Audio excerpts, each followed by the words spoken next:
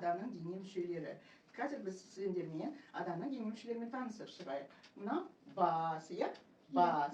Мынау не? Көз. Мынау құлақ, мұрын, ауыз, аяқ, қол, алақан, ладоши. Тағы да қайталаймыз. Бас, құлақ, қол, аяқ, ауыз, мұрын, көз, алақан.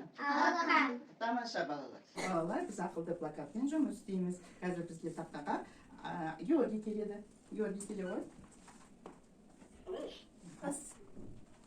Құлақ. Ауыз. Мұрын. Қол.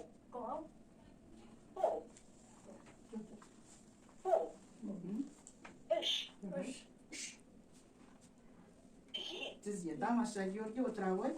Кәнекей келе ғой. Сен надан. Мынау енді алты болды ғой адамның. Мынау енді арты. Кәнекей, бастаймыз. Надан?